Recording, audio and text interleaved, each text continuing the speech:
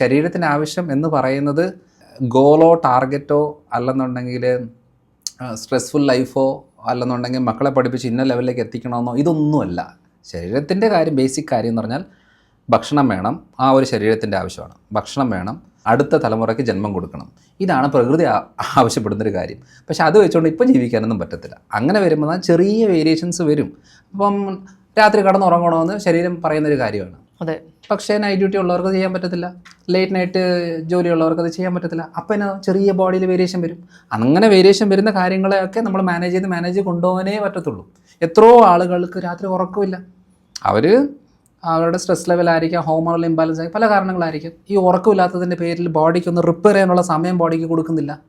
അപ്പം ബോഡി പറയുന്ന ഒന്ന് എവിടെയെങ്കിലും ഒന്ന് ഇരിക്കി, എനിക്കൊന്ന് റിപ്പയർ ചെയ്യണം എന്ന് പറയാനായിട്ട് പലതവണ പല രീതിയിൽ ക്ഷീണം കാണിച്ച് എന്തൊക്കെ കാണിച്ചിട്ട് പറഞ്ഞിട്ടും പല കാരണങ്ങൾ കൊണ്ടത് ചെയ്യാൻ പറ്റാതെ ഇരിക്കുമ്പോൾ അതിൻ്റെ ആഫ്റ്റർ എഫക്റ്റ് ആയിട്ട് വെയിറ്റ് കൂടിയാൽ അത് ബോഡിയെ കുറ്റം പറഞ്ഞിട്ട് പറ്റത്തില്ല. ബോഡി നമ്മളോട് പറഞ്ഞായിരുന്നല്ലോ.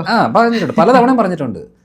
എനിക്ക് കറക്റ്റ് ടൈമിന് ഭക്ഷണം കഴിക്കണം, അത് നമുക്ക് ബിസി ആയിരിക്കാം, കഴിക്കാൻ പറ്റത്തില്ലായിരിക്കാം. കറക്റ്റ് ടൈമിന് എനിക്ക് വെള്ളം വേണം, സപ്ലൈ ചെയ്തില്ല, പ്രശ്നമാണ്. ഇത് എന്തിനാ സ്ട്രെസ് ചെയ്യുന്നത്, ഒരു പ്രശ്നവും ഇല്ലല്ലോ, പിന്നെ എന്തിനേ ആവശ്യമില്ലാത്ത ആലോചിച്ച് ടെൻഷൻ അടിക്കുന്നത് പലതവണ ചോദിക്കും. പക്ഷെ നമ്മൾ ഓട്ടോമാറ്റിക്കായിട്ട് അത് ചെയ്തു വരുന്നത് ആലോചിക്കാതിരിക്കാൻ പറ്റത്തില്ല. അപ്പം അങ്ങനെ വരുമ്പോൾ അതിൻ്റെതായ ബുദ്ധിമുട്ടുകളുണ്ടാവും. അതാണ് ശരിക്കും പറഞ്ഞാൽ പുരുഷന്മാർ കുറച്ചുകൂടെ ലൈറ്റായിട്ട് കാര്യങ്ങൾ എടുക്കും, സ്ത്രീകൾ കുറച്ചുകൂടെ ഒരു സീരിയസ് ആയിട്ട് എടുക്കുമ്പോൾ അത് ശരീരത്തെ അത് ബാധിക്കും.